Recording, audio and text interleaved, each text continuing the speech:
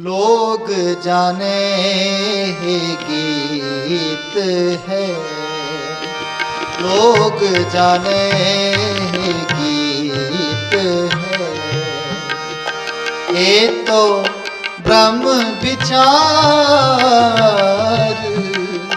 ये तो ब्रह्म विचार। लोग जाने ही गीत है, लोग जाने ही गीत है, लोग जाने ही गीत है। जी का खालसा वाहिगुरु जी की फतेह। अंग है 432। ਬਾਣੀ ਆਰੰਭ ਹੋਈ ਸੀ ਪੱਟੀ ਲਿਖੀ ਗੁਰੂ ਨਾਨਕ ਪਾਤਸ਼ਾਹ ਵੱਲੋਂ ਆਸਾ ਰਾਗ ਵਿੱਚ। ਉਹਦੇ ਹੁਣ ਤੱਕ 7 ਬੰਦ ਸੰਪੂਰਨ ਹੋਏ ਨੇ। 8ਵਾਂ ਆਰੰਭ ਕਰਨ ਲੱਗੇ ਹਾਂ। ਘੱਗੈ ਘਾਲ ਸੇਵਕ ਜੇ ਘਾਲੈ, ਸ਼ਬਦ ਗੁਰੂ ਕੈ ਲਾਗ ਰਹੈ। ਬੁਰਾ ਭਲਾ ਜੇ ਸਮ ਕਰ ਜਾਣੈ, ਇਨ ਬਿਦ ਸਾਹਿਬ ਰਮਤ ਰਹੈ। ਘੱਗੈ ਘਾਲ ਸੇਵਕ ਜੇ ਘਾਲੈ, ਘੱਗੈ ਘਾਲ ਸੇਵਕ ਜੇ ਘਾਲੈ। ਸ਼ਬਦ ਗੁਰੂ ਕੈ ਲਾਗ ਰਹੈ, ਸ਼ਬਦ ਗੁਰੂ ਕੈ ਲਾਗ ਰਹੈ। ਬੁਰਾ ਭਲਾ ਜੇ ਸਮ ਕਰ ਜਾਣੈ, ਬੁਰਾ ਭਲਾ ਜੇ ਸਮ ਕਰ ਜਾਣੈ। ਇਨ ਬਿਦ ਸਾਹਿਬ ਰਮਤ ਰਹੈ, ਸੋ ਗੁਰੂ ਨਾਨਕ ਪਾਤਸ਼ਾਹ ਨੇ ਪਦ ਪੜਾਉਂਦਿਆਂ ਹੋਇਆਂ ਕੱਲੇ ਕੱਲੇ ਅੱਖਰ ਦੇ ਅਰਥ ਮਹਾਰਾਜ ਕਰਦੇ ਜਾ ਰਹੇ ਨੇ 35 ਅੱਖਰਾਂ ਚੋਂ। ਘੱਗੈ ਘਾਲ ਸੇਵਕ ਜੇ ਘਾਲੈ, ਸ਼ਬਦ ਗੁਰੂ ਕੈ ਲਾਗ ਰਹੈ।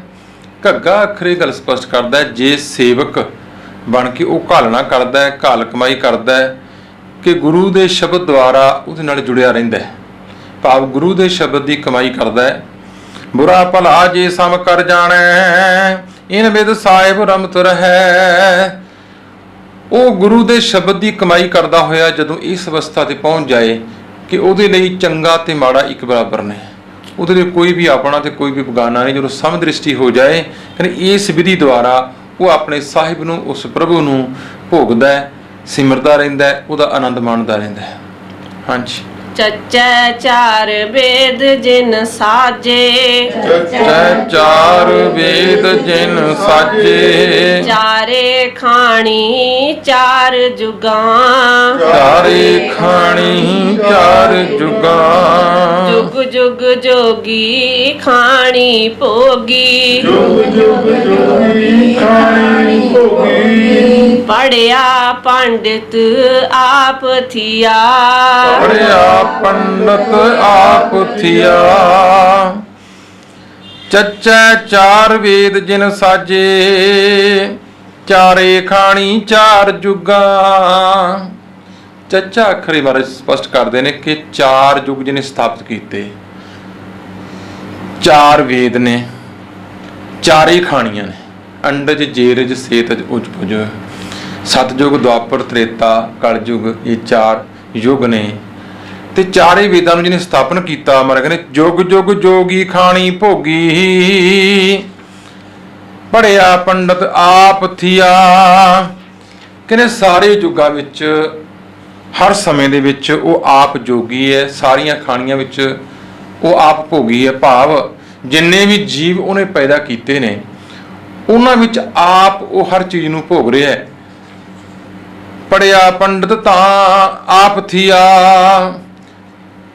ਤੇ ਜਿਹਨੇ ਇਹ ਗੱਲ ਨੂੰ ਜਾਣ ਲਿਆ, ਸਮਝ ਲਿਆ, ਪੜ੍ਹ ਲਿਆ, ਮਗਰ ਉਹ ਵਿਦਵਾਨ ਹੈ। ਇਸ ਕਰਕੇ ਉਹ ਹੀ ਇਹਨੂੰ ਜਾਣਦਾ, ਉਹ ਹੀ ਵਿਦਵਾਨ ਹੋਇਆ ਜਿਹਨੇ ਇਹ ਗੱਲ ਨੂੰ ਸਮਝ ਲਿਆ ਕਿ ਹਰ ਯੁੱਗ ਵਿੱਚ ਉਹ ਪਰਮਾਤਮਾ ਹੈ, ਭਾਵੇਂ ਉਹ ਜਿਹੜੀ ਮਰਜ਼ੀ ਖਾਣੀ, ਉਹ ਸਾਰੀਆਂ ਖਾਣੀਆਂ ਵਿੱਚ ਉਹ ਪਰਮਾਤਮਾ ਆਪ ਵਸਦਾ।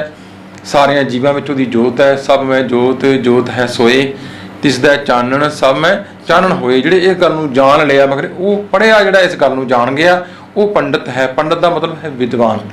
ਉਹ ਪੜ੍ਹਿਆ ਲਿਖਿਆ ਹੈ, ਉਹ ਪੜ੍ਹਿਆ ਲਿਖਿਆ ਹੋ ਗਿਆ, ਉਹਨੂੰ ਸਮਝ ਆ ਗਈ। ਹਾਂਜੀ। ਛਛੈ ਛਾਇਆ ਵਰਤੀ ਸਭ ਅੰਤਰ ਛਛੈ ਛਾਇਆ ਵਰਤੀ ਸਭ ਅੰਤਰ ਤੇਰਾ ਕੀਆ ਪਰਮ ਹੋਆ ਤੇਰਾ ਕੀਆ ਭਰਮ ਹੋਆ ਪਰਮ ਉਪਾਏ ਭੁਲਾਇਨ ਆਪੇ ਧਰਮ ਭੁਲਾਇਨ ਆਪੇ ਤੇਰਾ ਕਰਮ ਹੋਆ ਤਿਨ ਗੁਰੂ ਮਿਲਿਆ ਤੇਰਾ ਕਰਮ ਹੋਆ ਗੁਰੂ ਮਿਲਿਆ ਛਛੈ ਛਾਇਆ ਵਰਤੀ ਸਭ ਅੰਤਰ ਤੇਰਾ ਕੀਆ ਭਰਮ ਹੋਆ। ਛੱਛਾ ਅੱਖਰ ਇਹ ਸਪਸ਼ਟ ਕਰਦਾ ਹੈ। ਮਹਾਰਾਜ ਕਹਿੰਦੇ ਭਾਈ ਉਸ ਮਾਲਕ ਵੱਲੋਂ ਇਹ ਛਾਇਆ ਭਾਵ ਅਗਿਆਨਤਾ, ਇਹ ਮਾਇਆ ਰੂਪੀ ਛਾਂ ਜਿਹੜੀ ਹੈ, ਭਰਮ ਭੁਲੇਖਾ, ਇਹ ਅੰਦਰ ਪੈਦਾ ਹੋ ਗਿਆ ਜੀਵਨ ਦੇ, ਇਹ ਵੀ ਤੇ ਤੇਰੇ ਕੀਤਾ ਹੋਇਆ, ਕਿਉਂਕਿ ਮਾਇਆ ਵੀ ਤੂੰ ਆਪ ਉਪਾਈ ਹੈ, ਭਰਮ ਵੀ ਆਪ ਪੈਦਾ ਕਰ ਦੇਣਾ ਹੈ। ਭਰਮ ਉਪਾਏ ਭੁਲਾਇਨ ਆਪੇ ਤੇਰਾ ਕਰਮ ਹੋਆ ਤੈਨੂੰ ਗੁਰੂ ਮਿਲਿਆ। ਭਰਮਾਂ ਵਿੱਚ ਪਾ ਕੇ ਬੰਦੇ ਦੇ ਭਰਮ ਪੈਦਾ ਕਰਕੇ ਅੰਦਰ ਕਹਿੰਦੇ ਭੁਲਾ ਦੇਣਾ, ਆਪਣੇ ਨਾਲੋਂ ਤੋੜ ਦੇਣਾ। ਤੇਰਾ ਕਰਮ ਹੋਆ ਤੈਨੂੰ ਗੁਰੂ ਮਿਲਿਆ। ਪਰ हे ਪ੍ਰਭੂ, ਜਿਨ੍ਹਾਂ ਉੱਤੇ ਤੇਰਾ ਕਰਮ, ਤੇਰੀ ਬਖਸ਼ਿਸ਼ ਹੁੰਦੀ, ਉਹਨਾਂ ਨੂੰ ਫਿਰ ਗੁਰੂ ਨਾਲ ਵੀ ਮਿਲਾ ਦੇਣਾ, ਉਹਨਾਂ ਦੇ ਭਰਮ ਭੁਲੇਖੇ ਵੀ ਤੋੜ ਦੇਣਾ, ਇਸ ਛਾਇਆ ਤੋਂ ਬਾਹਰ ਕੱਢ ਦੇਣਾ, ਇਸ ਅਗਿਆਨਤਾ ਤੋਂ ਪਰੇ ਵੀ ਲੈ ਜਾਣਾ। ਜਿਨ੍ਹਾਂ ਉੱਤੇ ਤੇਰੀ ਬਖਸ਼ਿਸ਼ ਹੁੰਦੀ ਹੈ ਉਹਨਾਂ ਨੂੰ ਤੂੰ ਗੁਰੂ ਨਾਲ ਮਿਲਾ ਦੇਣਾ। ਹਾਂਜੀ। ਜਜੈ ਜਾਨ ਮੰਗਤ ਜਨ ਜਾਚੈ ਜਜੈ ਜਾਨ ਮੰਗਤ ਜਨ ਜਾਚੈ ਲੱਖ 84 ਭੀਖ ਭਵਿਆ ਲੱਖ 84 ਭੀਖ ਭਵਿਆ ਏਕੋ ਲੇਵੈ ਏਕੋ ਦੇਵੈ ਏਕੋ ਲੇਵੈ ਏਕੋ ਦੇਵੈ ਆਵਰ ਨਾ ਦੂਜਾ ਮੈਂ ਸੁਣਿਆ ਅਵਰ ਨਾ ਦੂਜਾ ਮੈਂ ਸੁਣਿਆ। ਜਜੈ ਜਾਨ ਮੰਗਤ ਜਨ ਜਾਚੈ ਲੱਖ 84 ਭੀਖ ਪਵਿਆ ਏਕੋ ਲੇਵੈ ਏਕੋ ਦੇਵੈ ਅਵਰ ਨਾ ਦੂਜਾ ਮੈਂ ਸੁਣਿਆ। ਜੱਜਾ ਅੱਖਰ ਮਹਾਰਾਜ ਕਹਿੰਦੇ ਸਪਸ਼ਟ ਕਰਦਾ ਗੁਰੂ ਨਾਨਕ ਪਾਤਸ਼ਾਹ ਪਾਦੇ ਨੂੰ ਪੜਾਉਂਦੇ ਹੋਏ ਕਿ ਜਾਨ ਮੰਗਤ ਜਨ ਜਾਚੈ, ਤੇਰਾ ਜਨ ਤੇਰੇ ਕੋਲੋਂ ਇਹ ਗਿਆਨ ਮੰਗਦਾ। ਜਾਨ ਦਾ ਮਤਲਬ ਇੱਥੇ ਨੰਨੇ ਥਲੇ ਔਂਕੜ ਹੈ, ਅੰਦਰੂਨੀ ਗਿਆਨ, ਬ੍ਰਹਮ ਗਿਆਨ, ਸਾਡੀ ਅੰਦਰਲੀ ਉਸ ਪ੍ਰਮਾਤਮਾ ਨਾਲ ਜੋਤ ਦਾ ਗਿਆਨ। ਜੱਜਾ ਜਾਨ ਮੰਗਤ ਜਨ ਜਾਚੈ ਲੱਖ 84 ਭੀਖ ਪਵਿਆ। ਇਸ ਗਿਆਨ ਦੀ ਖਾਤਰ ਮਹਾਰਾਜ ਕਹਿੰਦੇ ਤੈਨੂੰ ਮਿਲਣ ਦੀ ਖਾਤਰ ਲੱਖਾਂ ਜੂਨਾਂ ਭੁਗਤਦਾ ਆਇਆ ਇਹ ਜੀਵ, ਪਰ ਮੰਗਦਾ ਤੇਰੇ ਕੋਲੋਂ ਹਮੇਸ਼ਾ ਮੈਂ ਤੇਰੇ ਨਾਮ ਦੀ ਦਾਤ ਹੀ ਹਾਂ। ਏਕੋ ਲੇਵੈ ਏਕੋ ਦੇਵੈ ਅਵਰ ਨਾ ਦੂਜਾ ਮੈਂ ਸੁਣਿਆ। ਇੱਥੇ ਜਿਹੜੀ ਗੱਲ ਮਹਾਰਾਜ ਨੇ ਗੁਰੂ ਨਾਨਕ ਪਾਤਸ਼ਾਹ ਨੇ ਕਹੀ, ਏਕੋ ਲੇਵੈ ਏਕੋ ਦੇਵੈ, ਜਦੋਂ ਤੂੰ ਸਾਡੇ ਅੰਦਰ ਵਸ ਜਾਣਾ ਤੇ ਮੈਂ ਨਿਕਲ ਜਾਂਦੀ, ਫਿਰ ਲੈਂਦਾ ਵੀ ਤੂੰ ਹੈ ਤੇ ਦੇਂਦਾ ਵੀ ਤੂੰ ਹੈ। ਕਹਿੰਦੇ ਤੇਰੇ ਤੋਂ ਬਿਨਾ ਮੈਂ ਦੂਜਾ ਹੋਰ ਸੁਣਿਆ ਹੀ ਕੋਈ ਨਹੀਂ, ਕਿਉਂਕਿ ਦਾਤ ਲੈਣ ਵਾਲਾ ਵੀ ਤੂੰ ਹੈ, ਦਾਤ ਦੇਣ ਵਾਲਾ ਵੀ ਤੂੰ ਹੈ। ਉੱਥੇ ਮੈਂ ਮੁਨਫੀ ਹੋ ਗਈ ਵਿੱਚੋਂ, ਜਦੋਂ ਮੈਂ ਨਿਕਲੀ ਅੰਦਰੋਂ। ਕਹਿੰਦੇ ਉਦੋਂ ਹੀ ਨਹੀਂ ਤੇ ਲੱਖਾਂ ਜੂਨਾਂ 'ਚ ਭੁਗਤਦਾ ਆਇਆ, ਗਿਆਨ ਪੜ੍ਹਦਾ ਆਇਆ, ਵਿਚਾਰਦਾ ਆਇਆ, ਵੇਦਾਂ ਨੂੰ ਜਾਣਦਾ ਆਇਆ, ਧਾਰਮਿਕ ਪੁਸਤਕਾਂ ਪੜ੍ਹਦਾ ਆਇਆ, ਬਾਹਰੀ ਗਿਆਨ ਤੇ ਜਾਣਦਾ ਰਿਹਾ। ਪਰ ਜਦੋਂ ਅੰਦਰੋਂ ਮੈਂ ਮਿੱਟੀ, ਉਦੋਂ ਸਮਝ ਆਈ ਕਿ ਦੇਣ ਵਾਲਾ ਵੀ ਤੂੰ ਹੈ, ਲੈਣ ਵਾਲਾ ਵੀ ਤੂੰ ਹੈ। ਤੇ ਮਹਾਰਾਜ ਕਹਿੰਦੇ ਅਵਰ ਨਾ ਦੂਜਾ ਮੈਂ ਸੁਣਿਆ। ਇਹ ਪ੍ਰਭੂ ਤੇਰੇ ਤੋਂ ਬਿਨਾਂ ਮੈਂ ਹੋਰ ਦੂਜਾ ਕਿਸੇ ਨੂੰ ਨਹੀਂ ਸੁਣਿਆ, ਕਿਉਂਕਿ ਇੱਕੋ ਇੱਕ ਤੂੰ ਹੀ ਹੋਈ ਹੈ ਜਿਹੜੀ ਇਸ ਅਵਸਥਾ ਨੂੰ ਪੈਦਾ ਕਰ ਦੇਣਾ ਹੈ। ਹਾਂਜੀ। ਝੱਜੈ ਝੂਰ ਮਰਹੋ ਕਿਆ ਪ੍ਰਾਣੀ ਝੱਜੈ ਝੂਰ ਮਰੋ ਕਿਆ ਪ੍ਰਾਣੀ ਜੋ ਕਿਛ ਦੇਣਾ ਸੋ ਦੇ ਰਹਿਆ ਜੋ ਕਿਛ ਦੇਣਾ ਸੋ ਦੇ ਰਹਿਆ ਦੇ ਦੇ ਵੇਖੈ ਹੁਕਮ ਚਲਾਏ ਦੇ ਦੇ ਵੇਖੈ ਹੁਕਮ ਚਲਾਏ ਜਿਉ ਜੀਆਂ ਕਾ ਰਿਜ਼ਕ ਪਾਇਆ ਜੋ ਜੀਆਂ ਕਾ ਰਿਜ਼ਕ ਪਿਆ। ਝੱਜੈ ਝੂਰ ਮਰਹੋ ਕਿਆ ਪ੍ਰਾਣੀ ਜੋ ਕਿਛ ਦੇਣਾ ਸੋ ਦੇ ਰਹਿਆ ਦੇ ਦੇ ਵੇਖੈ ਹੁਕਮ ਚਲਾਏ ਜਿਉ ਜੀਆਂ ਕਾ ਰਿਜ਼ਕ ਪਿਆ। ਝੱਜੇ ਅੱਖਰ ਦੁਆਰਾ ਮੈਂ ਕਹਿੰਦੇ ਇਹ ਪ੍ਰਾਣੀ ਇਹ ਜੀਵ ਤੂੰ ਕਿਉਂ ਝੁਰ ਝੁਰ ਕੇ ਪਿਆ ਮਰਦਾ ਹੈ? ਕਿਉਂਕਿ ਦਾਤਾ ਦੇਣ ਵਾਲਾ ਹੈ ਉਹ ਵਾਹਿਗੁਰੂ ਕਾਲਪੁਰਖ ਦਿੰਦਾ ਆ ਰਿਹਾ, ਦਿੰਦਾ ਦੇ ਲੈਂਦੇ ਥੱਕ ਪਾਹੇ ਜੁਗਾ ਜੁਗੰਤਰ ਖਾਹੀ ਖਾਹੇ, ਉਹ ਦਿੰਦਾ ਆ ਰਿਹਾ ਹੈ।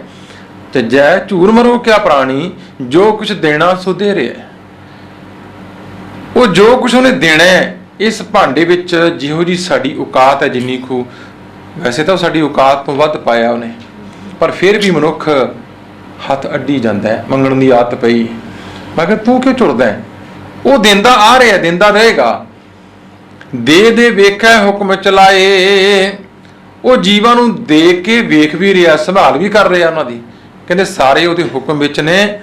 ਜਿਉਂ ਜੀਆਂ ਕਾ ਰਿਜ਼ਕ ਪਿਆ, ਜਿੱਥੇ ਜਿੱਥੇ ਕਿਸੇ ਜੀਵ ਦਾ ਰਿਜ਼ਕ ਪਾਇਆ ਉਹਨੇ ਉੱਥੇ ਉੱਥੇ ਉਹਦੀ ਸੰਭਾਲ ਕਰਦਾ। ਸੈਲ ਪੱਥਰ ਮੈਂ ਜੰਤ ਉਪਾਏ, ਤਾਂ ਕਾ ਰਿਜ਼ਕ ਆਗਿਆ ਕਰ ਧਰਿਆ। ਮੇਰੇ ਮਾਧੋ ਜੀ ਸਤ ਸੰਗਤ ਮਿਲੇ ਸੋ ਤਰਿਆ। ਮਹਾਰਾਜ ਕਹਿੰਦੇ ਜਿੱਥੇ ਸੈਲ ਪੱਥਰਾਂ ਦੇ ਵਿੱਚ ਵੀ ਜੀਵ ਪੈਦਾ ਕਰਕੇ ਵੇਖੋ, ਰਿਜ਼ਕ ਉਹਨਾਂ ਦਾ ਉੱਥੇ ਵੀ ਪਿਆ। ਇਸ ਕਰਕੇ ਰਿਜ਼ਕ ਤਾਂ ਉਹਨੇ ਦਿੱਤਾ ਹੋਇਆ, ਪਰ ਮਨੁੱਖ ਝੁਰਦਾ ਪਿਆ ਕਿ ਸ਼ਾਇਦ ਮੈਂ ਭੁੱਖਾ ਰਹਿ ਜਾਵਾਂਗਾ, ਸ਼ਾਇਦ ਮੇਰੇ ਬੱਚੇ ਭੁੱਖੇ ਰਹਿ ਜਾਣਗੇ, ਸ਼ਾਇਦ ਮੇਰੇ ਅੱਗੋਂ ਪੁੱਤ ਪੋਤਰੇ ਭੁੱਖੇ ਰਹਿ ਜਾਣਗੇ। ਉਹਦੇ ਵਿੱਚ ਉਹ ਫਿਰ ਇਕੱਠਾ ਕਰਨ ਦੇ ਚੱਕਰ 'ਚ ਪਿਆ ਹੋਇਆ। ਇੱਥੇ ਝੱਜਾ ਅੱਖਰ ਸਾਨੂੰ ਸਮਝਾਉਂਦਾ ਭਾਈ ਕਿਉਂ ਝੁਰ ਝੁਰ ਕੇ ਮਰਦਾ ਇਹ ਜੀਵ, ਉਹ ਤੇ ਦਿੰਦਾ ਆ ਰਿਹਾ, ਸਭ ਨੂੰ ਦੇ ਰਿਹਾ। ਹਾਂਜੀ। ਨੈਣੈ ਨਦਰ ਕਰੇ ਜਾਂ ਦੇਖਾਂ, ਨੈਣੈ ਨਦਰ ਕਰੇ ਜਾਂ ਦੇਖਾਂ, ਦੂਜਾ ਕੋਈ ਨਾਹੀ, ਦੂਜਾ ਕੋਈ ਨਾਹੀ। ਏਕੋ ਰਾਵ ਰਹਿਆ ਸਭ ਥਾਈ, ਏਕੋ ਰਬ ਰਹਿਆ ਸਭ ਥਾਈ। ਏਕ ਵਸਿਆ ਮਨ ਮਾਹੀ, ਏਕ ਵਸਿਆ ਮਨ ਨੈਣੈ ਨਦਰ ਕਰੇ ਜਾਂ ਦੇਖਾ, ਦੂਜਾ ਕੋਈ ਨਹੀਂ। ਏਕੋ ਰਬ ਰਹਿਆ ਸਭ ਥਾਈ, ਏਕ ਵਸਿਆ ਮਨ ਮਾਹੀ। ਨੈਣਿਆ ਅੱਖਰ ਮਾਰ ਕੇ ਜਦੋਂ ਮੈਂ ਨਦਰ ਕਰਕੇ ਵੇਖਿਆ, ਭਾਵ ਧਿਆਨ ਨਾਲ ਵੇਖਿਆ ਕਿ ਤੇਰੇ ਤੋਂ ਬਿਨਾ ਹੋਰ ਦੂਜਾ ਹੈ ਹੀ ਨਹੀਂ ਕੋਈ ਸੰਸਾਰ ਤੇ। ਇਹ ਸੰਸਾਰ 'ਚ ਸਭ ਨੂੰ ਤੂੰ ਦੇ ਰਿਹਾ ਹੈ, ਦੇਂਦਾ ਆ ਰਿਹਾ ਹੈ। ਤੂੰ ਦਿਆਲੂ ਹੈ, ਕਿਰਪਾਲੂ ਹੈ, ਜੀਵਾਂ ਦੀ ਪਾਲਣਾ ਕਰਦਾ ਆ ਰਿਹਾ ਹੈ। ਏਕੋ ਰਬ ਰਹਿਆ ਸਭ ਥਾਈ, ਏਕ ਵਸਿਆ ਮਨ ਮਾਹੀ। ਜਦੋਂ ਇਹ ਗੱਲ ਸਮਝ ਆ ਗਈ ਕਿ ਸਾਰੀਆਂ ਜਗ੍ਹਾ ਤੇ ਭਾਵੇਂ ਸੰਸਾਰ ਦੇ ਜਿਸ ਮਰਜ਼ੀ ਕੋਨੇ ਤੇ ਚਲਾ ਜਾ, ਉਹ ਇੱਕੋ ਹੀ ਹੈ, ਉਹ ਰਮਿਆ ਹੋਇਆ, ਵਸਿਆ ਹੋਇਆ ਹਰ ਜਗ੍ਹਾ। ਕਹਿੰਦੇ ਉਦੋਂ ਫਿਰ ਉਹ ਇੱਕ ਜਿਹੜਾ ਅਕਾਲ ਪੁਰਖ ਹੈ, ਉਹ ਪਰਮਾਤਮਾ ਹੈ, ਜਿਹਨੂੰ ਅਸੀਂ ਵਾਹਿਗੁਰੂ ਕਹਿੰਦੇ ਹਾਂ, ਰਾਮ ਕਹਿੰਦੇ ਹਾਂ, ਅੱਲਾ ਕਹਿੰਦੇ ਹਾਂ, ਰਹੀਮ ਕਹਿੰਦੇ ਹਾਂ, ਕਰੀਮ ਕਹਿੰਦੇ ਹਾਂ। ਜਿਹੜੇ ਵੀ ਮਰਜ਼ੀ ਨਾਂ ਨਾਲ ਕੋਈ ਯਾਦ ਕਰੇ, ਮੈਂ ਕਹਿੰਦੇ ਹੁਣ ਉਹ ਇੱਕ, ਕਿਉਂਕਿ ਬਾਣੀ ਇੱਕ ਓੰਕਾਰ ਤੋਂ ਸ਼ੁਰੂ ਹੁੰਦੀ ਹੈ। ਇਸ ਕਰਕੇ ਮਹਾਰਾਜ ਉਸ ਸੱਚ ਨੂੰ ਕਹਿੰਦੇ ਕਿ ਸਾਡੇ ਹਿਰਦੇ 'ਚ ਹੁਣ ਵਸ ਗਿਆ, ਉਹ ਸਮਾ ਗਿਆ। ਅਸੀਂ ਜਾਣ ਲਿਆ ਕਿ ਉਹ ਇੱਕੋ ਹੀ ਹੈ, ਇੱਕੋ ਹੈ ਭਾਈ, ਇੱਕੋ ਹੈ ਸਾਹਿਬ ਮੇਰਾ, ਇੱਕੋ ਹੈ। ਕਹਿੰਦੇ ਇੱਕ ਨਾਲ ਜੁੜ ਗਿਆ ਹੁਣ ਮਨ। ਹਾਂਜੀ। ਟਟੈ ਟੰਚ ਕਰੋ ਕਿਆ ਪ੍ਰਾਣੀ, ਟਟੈ ਟੰਚ ਕਰੋ ਕਿਆ ਪ੍ਰਾਣੀ। ਘੜੀ ਕੇ ਮੋਹਤ ਕੇ ਉਠ ਚੱਲਣਾ, ਘੜੀ ਕੇ ਮੋਹਤ ਕੇ ਉਠ ਚੱਲਣਾ। ਜੂਐ ਜਨਮ ਨਾ ਹਾਰ ਹੋ ਆਪਣਾ, ਜੂਐ ਜਨਮ ਨਾ ਹਾਰੋ ਆਪਣਾ। ਬਾਜ ਪੜ੍ਹੋ ਤੁਮ ਹਰ ਸ਼ਰਨਾ,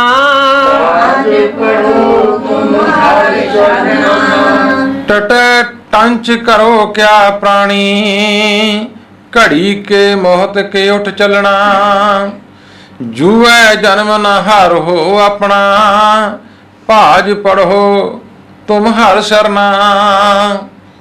ਮਹਾਰਾਜ ਇੱਥੇ ਜਿਹਨੂੰ ਅੱਜ ਦੀ ਭਾਸ਼ਾ ਅਸੀਂ ਟੈਂਕਾ ਕਹਿੰਦੇ, ਉਹ ਟੈਂਕੇ ਅੱਖਰ ਦੀ ਮਹਾਰਾਜ ਗੱਲ ਕਰਦੇ ਨੇ ਕਿ ਟੰਚ ਕਰੋ ਕਿਆ ਪ੍ਰਾਣੀ।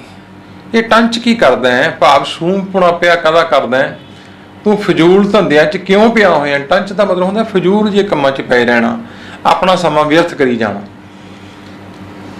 ਘੜੀ ਕੇ ਮੋਹਤ ਕੇ ਉੱਠ ਚੱਲਣਾ, ਕਿਉਂਕਿ ਤੇਰੇ ਕੋਲੇ ਸਮਾਂ ਬਹੁਤ ਘੱਟ ਹੈ। ਕਿਉਂਕਿ ਮੌਤ ਤੇ ਗਾਹਕ ਕਦੋਂ ਵੀ ਆ ਸਕਦੇ ਨੇ। ਅਸੀਂ ਆਮ ਪੜ੍ਹਦੇ ਹਾਂ, ਦੁਕਾਨਾਂ ਤੇ ਲਿਖਿਆ ਹੁੰਦਾ ਹੈ ਕਿ ਮੌਤ ਤੇ ਗਾਹਕ ਕਦੋਂ ਵੀ ਆ ਸਕਦੇ ਨੇ। ਮੌਤ ਕਦੋਂ ਵੀ ਆ ਸਕਦੀ। ਇਹ ਸੰਸਾਰ ਤੋਂ ਤੈਨੂੰ ਕਦੋਂ ਵੀ ਮਰਜ਼ੀ ਕੂਚ ਕਰਨਾ ਪੈ ਸਕਦਾ ਹੈ। ਤੂੰ ਆਪਣਾ ਸਮਾਂ ਵਿਅਰਥ ਧੰਦਿਆਂ 'ਚ ਕਿਉਂ ਗਵਾਈ ਜਾਂਦਾ ਹੈ? ਜੂਐ ਜਨਮ ਨਾ ਹਾਰੋ ਆਪਣਾ, ਭਾਜ ਪੜੋ ਤੁਮ ਹਰ ਸ਼ਰਨਾ।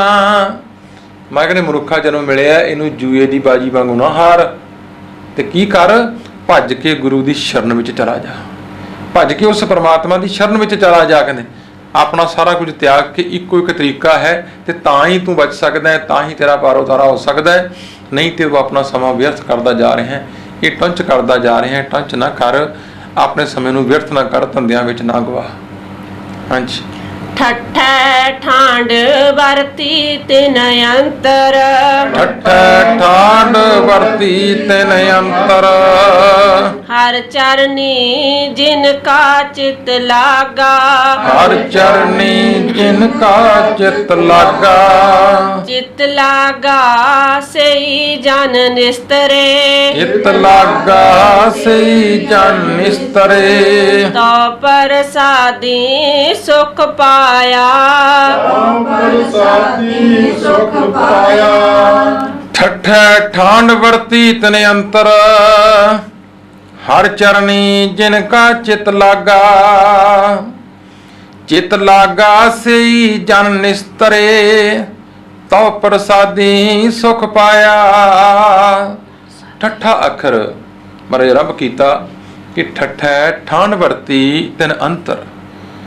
ਠੱਠਾ ਅੱਖਰ ਕਹਿੰਦੇ ਜਦੋਂ ਉਹਨਾਂ ਦੇ ਅੰਦਰ ਠੰਡ ਵਰਤ ਗਈ, ਜਿਨ੍ਹਾਂ ਦਾ ਚਿੱਤ ਉਸ ਪ੍ਰਮਾਤਮਾ ਦੇ ਚਰਨਾਂ ਨਾਲ ਲੱਗ ਗਿਆ, ਜਿਹੜੇ ਚੇਤਨਤਾ ਕਰਕੇ ਅੰਦਰੋਂ ਸਿਮਰਦੇ ਨੇ, ਉਹਨਾਂ ਅੰਦਰ ਠੰਡ ਵਰਤ ਗਈ। ਜਿਹੜਾ ਪਹਿਲਾਂ ਅੰਦਰ ਈਰਖਾ, ਹਉਮੈ, ਤ੍ਰਿਸ਼ਨਾਵਾਂ ਦੀ ਅੱਗ, ਕਾਮਨਾਵਾਂ ਦੀ ਅੱਗ, ਈਰਖਾ ਦੀ ਅੱਗ, ਜਿਹੜੇ ਕਿ ਅੰਦਰ ਭਾਂਬੜ ਬਲੇ ਪਏ ਸਨ, ਕਹਿੰਦੇ ਜਦੋਂ ਨਾਮ ਨਾਲ ਜੁੜੇ ਅੰਦਰ ਠੰਡ ਵਰਤ ਗਈ।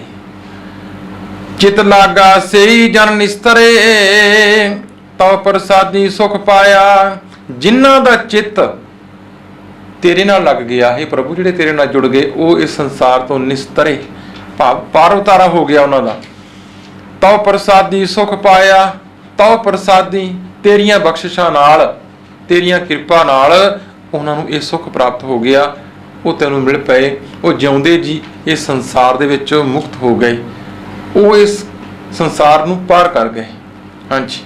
ਡੱਡੈ ਡੰਫ ਕਰੋ ਕਿਆ ਪ੍ਰਾਣੀ, ਡੱਡੈ ਡੰਫ ਕਰੋ ਕਿਆ ਪ੍ਰਾਣੀ, ਜੋ ਕਿਛ ਹੋਆ ਸੋ ਸਭ ਚੱਲਣਾ, ਜੋ ਕਿਛ ਹੋਆ ਸੋ ਸਭ ਚੱਲਣਾ, ਤਿਸੈ ਸਰੇਵ ਹੋ ਤਾਂ ਸੁਖ ਪਾਵੋ, ਤਿਸੈ ਸਰੇਵ ਹੋ ਤਾਂ ਸੁਖ ਪਾਵੋ, ਸਰਬ ਨਿਰੰਤਰ ਰਵ ਰਹਿਆ, ਸਰਬ ਨਿਰੰਤਰ ਰਵ ਰਹਿਆ। ਡੱਡੈ ਡੰਫ ਕਰੋ ਕਿਆ ਪ੍ਰਾਣੀ, ਜੋ ਕਿਛ ਹੋਆ ਸੋ ਸਭ ਚੱਲਣਾ। ਇੱਥੇ ਮਹਾਰਾਜ ਡੱਡਾ ਅੱਖਰ ਲੈ ਕੇ ਸੰਬੋਧਨ ਹੋਏ ਕਿ ਤੂੰ ਡੰਫ ਕਿਉਂ ਕਰਦਾ ਹੈ ਜੀਵ, ਭਾਵ ਤੂੰ ਕਰਮ ਕਾਂਡਾਂ ਵਿੱਚ ਪੈ ਕੇ ਆਪਣਾ ਦਿਖਾਵਾ ਕਿਉਂ ਕਰਦਾ ਹੈ, ਪਖੰਡ ਕਿਉਂ ਕਰਦਾ ਹੈ। ਇੱਥੇ ਜੋ ਵੀ ਹੋਇਆ, ਜਿਹੜਾ ਵੀ ਆਇਆ ਹੈ, ਉਹਨੇ ਚੱਲਣਾ ਹੈ। ਹਰ ਚੀਜ਼ ਚਲਾਏਮਾਨ ਹੈ, ਹਰ ਚੀਜ਼ ਚਲਾਏਮਾਨ ਹੈ, ਇੱਥੇ ਕੋਈ ਵੀ ਨਹੀਂ। ਜੋ ਉਪਜਿਓ ਸੋ ਵਿਣਸ ਹੈ। ਫਿਰ ਵਿਖਾਵਾ ਕਿਸ ਚੀਜ਼ ਦਾ ਪਿਆ ਕਰਦਾ ਹੈ। ਤਿਸੈ ਸਰੇਵੋ ਤਾਂ ਸੁਖ ਪਾਵੋ, ਸਰਬ ਨਿਰੰਤਰ ਰਵ ਰਹਿਆ। ਜਿਹੜਾ ਕਿ ਹਰ ਪਾਸੇ ਨਿਰੰਤਰ ਲਗਾਤਾਰ ਰਮਿਆ ਹੋਇਆ ਹੈ, ਉਹ ਵਾਹਿਗੁਰੂ ਅਕਾਲ ਪੁਰਖ ਕਹਿੰਦੇ ਉਹਨੂੰ ਸਿਮਰਨਾ ਕਰੋ ਤਾਂ ਸੁਖ ਪਾਓਗੇ, ਤਾਂ ਤੁਸੀਂ ਸੁਖ ਪ੍ਰਾਪਤ ਕਰ ਸਕਦੇ ਹੋ ਜੇ ਉਸ ਨੂੰ ਸਿਮਰੋਗੇ, ਜਿਹੜਾ ਕਿ ਸਾਰੇ ਪਾਸੇ ਹਰ ਜਗ੍ਹਾ ਸਭੈ ਘਟ ਰਾਮ ਬੋਲੇ, ਰਾਮਾ ਬੋਲੇ, ਰਾਮ ਬਿਨਾ ਕੋ ਬੋਲੇ ਰੇ। ਕਹਿੰਦੇ ਜਿਹੜਾ ਹਰ ਪਾਸੇ ਸਮਾਇਆ ਹੋਇਆ, ਉਹਨੂੰ ਸਿਮਰਨਾ ਕਰ ਤਾਂ ਸੁਖ ਪ੍ਰਾਪਤ ਕਰੇਗਾ। ਨੌਵੇਂ ਪਾਤਸ਼ਾਹ ਮਹਾਰਾਜ ਸਪਸ਼ਟ ਕਰਦੇ ਨੇ ਬਾਣੀਆਂ 'ਚ, ਜੋ ਸੁਖ ਕੋ ਚਾਹੇ ਸਦਾ ਸ਼ਰਨ ਰਾਮ ਕੀ ਲੈ। ਉਸ ਪ੍ਰਮਾਤਮਾ ਦੀ ਨਾਮ ਦੀ ਸ਼ਰਨ ਚਲਾ ਜਾ, ਜਿਹੜਾ ਰਮਿਆ ਹੋਇਆ ਹਰ ਜਗ੍ਹਾ, ਸਰਵ ਵਿਆਪਕ ਹੈ। ਹਾਂਜੀ। ਢੱਡਾ ਢਾਹੇ ਉਸਾਰੈ ਆਪੇ ਢੱਡਾ ਢਾਹੇ ਉਸਾਰੈ ਆਪੇ ਜਿਉ ਤਿਸ ਭਾਵੈ ਤਿਵੈ ਕਰੇ ਤਿਸ ਭਾਵੈ ਤਿਵੈ ਕਰੇ ਕਰ ਕਰ ਵੇਖੈ ਹੁਕਮ ਚਲਾਏ ਕਰ ਕਰ ਵੇਖੈ ਹੁਕਮ ਚਲਾਏ ਤਿਸ ਨਿਸਤਾਰੇ ਜਾ ਕੋ ਨਦਰ ਕਰੇ ਇਸ ਨਿਸਤਾਰੇ ਆਕੋ ਨਦਰ ਕਰੇ ਢੱਡਾ ਢਾਹੇ ਉਸਾਰੈ ਆਪੇ ਜਿਉ ਤਿਸ ਭਾਵੈ ਤਿਵੇਂ ਕਰੇ ਕਰ ਕਰ ਵੇਖੈ ਹੁਕਮ ਚਲਾਏ ਤਿਸ ਨਿਸਤਾਰੇ ਜਾਂ ਕੋ ਨਦਰ ਕਰੇ। ਗੁਰੂ ਨਾਨਕ ਪਾਤਸ਼ਾਹ ਮਹਾਰਾਜ ਪੱਟੀ ਦੇ ਵਿੱਚ 35 ਅੱਖਰੀ ਦੇ ਅੱਖਰਾਂ ਨੂੰ ਲੈ ਕੇ ਨਾਲ ਪਾਦੇ ਨੂੰ ਸਮਝਾਉਂਦੇ ਜਾ ਰਹੇ ਨੇ ਕਿ ਢੱਡਾ ਢਾਹੇ ਉਸਾਰੈ ਆਪੇ। ਢੱਡਾ ਅੱਖਰ ਸਾਨੂੰ ਇਹ ਕਹਿੰਦਾ ਕਿ ਢਾਉਣ ਵਾਲਾ ਵੀ ਆਪ ਹੈ, ਉਸਾਰਨ ਵਾਲਾ ਵੀ ਆਪ ਹੈ। ਇਹ ਸੰਸਾਰ ਨੂੰ, ਇਸ ਸ੍ਰਿਸ਼ਟੀ ਨੂੰ ਢਾਹ ਕੇ ਬਣਾਉਣ ਵਾਲਾ ਵੀ ਉਹ ਆਪ ਹੀ ਹੈ। ਜਿਉਂ ਤਿਸ ਭਾਵੈ ਤਿਵੇਂ ਕਰੇ। ਸਾਡੇ ਕੀਤਿਆਂ ਕੁਝ ਨਹੀਂ ਹੋਏਗਾ, ਜਿਵੇਂ ਉਹਨੂੰ ਭਾਉਂਦਾ ਹੈ ਉਹ ਕਰਦਾ ਹੈ, ਕਰਦਾ ਆ ਰਿਹਾ ਹੈ। ਕਰ ਕਰ ਵੇਖੈ ਹੁਕਮ ਚਲਾਏ ਤਿਸ ਨਿਸਤਾਰੇ ਜਾਂ ਕੋ ਨਦਰ ਕਰੇ। ਉਹ ਇਸ ਸ੍ਰਿਸ਼ਟੀ ਨੂੰ ਕਰ ਕਰਕੇ ਬਣਾ ਕੇ ਵੇਖ ਵੀ ਰਿਹਾ, ਪਰ ਸਾਰੀ ਸ੍ਰਿਸ਼ਟੀ ਨੂੰ ਆਪਣੇ ਹੁਕਮ ਵਿੱਚ ਵੀ ਰੱਖਿਆ ਹੋਇਆ ਹੈ, ਕਿਉਂਕਿ ਹੁਕਮ ਹੈ ਅੰਦਰ ਸਭ ਕੋ ਬਾਹਰ ਹੁਕਮ ਨਾ ਕੋਈ। ਜੋ ਉਹਦੇ ਹੁਕਮ ਵਿੱਚ ਹੈ ਸਾਰਾ ਕੁਝ ਜੋ ਬਣਿਆ ਹੋਇਆ ਸੰਸਾਰ ਦਾ, ਜੋ ਵੀ ਸ੍ਰਿਸ਼ਟੀ ਦਾ, ਭਾਵੇਂ ਕੋਈ ਵੀ ਚੀਜ਼ ਬਣਾਈ ਉਹਨੇ, ਭਾਵੇਂ ਧਰਤੀ ਬਣਾਈ, ਭਾਵੇਂ ਆਕਾਸ਼ ਦੇ ਵਿੱਚ ਕਿੰਨੇ ਬ੍ਰਹਿਮੰਡ ਦੇ ਵਿੱਚ ਤਾਰੇ ਨੇ, ਚੰਦਰਮਾ ਹੈ, ਸੂਰਜ ਹੈ, ਸਾਰੇ ਹੀ ਉਹਦੇ ਹੁਕਮ ਵਿੱਚ ਨੇ। ਉਹਦੇ ਹੁਕਮ ਵਿੱਚ ਸਾਰਾ ਬ੍ਰਹਿਮੰਡ ਘੁੰਮ ਰਿਹਾ ਹੈ ਤੇ ਮਾਰੇ ਕਾਨੂੰਨ ਵੇਖ ਵੀ ਰਿਹਾ ਨਾਲ। ਤਿਸ ਨਿਸਤਾਰੇ ਜਾਂ ਕੋ ਨਦਰ ਕਰੇ, ਪਰ ਪਾਰ ਉਤਾਰਾ ਉਹਦਾ ਕਰ ਦਿੰਦਾ ਜਿਹਦੇ ਉੱਤੇ ਉਹਦੀ ਨਜ਼ਰ ਹੋ ਜਾਂਦੀ ਹੈ। ਜਿਹਦੇ ਉੱਤੇ ਉਹਦੀ ਨਜ਼ਰ ਹੋ ਗਈ ਉਹਨੂੰ ਪਾਰ ਉਤਾਰਾ ਕਰਦਾ, ਜੰਮਣ ਮਰਨ ਦੇ ਗੇੜ ਤੋਂ ਉਹ ਬਾਹਰ ਹੋ ਗਿਆ। ਨਹੀਂ ਤੇ ਸੰਸਾਰ ਦੇ ਉੱਤੇ ਜੀਵ ਆ ਰਿਹਾ ਤੇ ਜੀਵ ਜਾ ਰਿਹਾ। ਇਹ ਉਹਦੀ ਕਿਰਪਾ ਹੈ, ਉਹਦੀ ਬਖਸ਼ਿਸ਼ ਹੈ, ਜਿਹਦੇ ਉੱਤੇ ਉਹਦੀ ਨਜ਼ਰ ਕਰੇ। ਨਾਨਕ ਨਦਰੀ ਨਜ਼ਰ ਨਿਹਾਲ, ਜਿਨ੍ਹਾਂ ਉੱਤੇ ਉਹ ਆਪ ਕਿਰਪਾ ਕਰਦਾ, ਮਿਹਰ ਦੀ ਨਜ਼ਰ ਕਰ ਦਿੰਦਾ, ਉਹ ਉਹਨਾਂ ਨੂੰ ਸੰਸਾਰ ਦੇ ਵਿੱਚੋਂ ਮੁਕਤ ਕਰਕੇ ਪਾਰ ਉਤਾਰਾ ਕਰਕੇ ਨਿਹਾਲ ਨਿਹਾਲ ਨਿਹਾਲ ਕਰ ਦਿੰਦਾ। ਵਾਹਿਗੁਰੂ ਵਾਹਿਗੁਰੂ। मेरे राम हम बारक हर प्रभ के हैं ए आणे। हम बारक हर प्रभ के हैं ए आणे।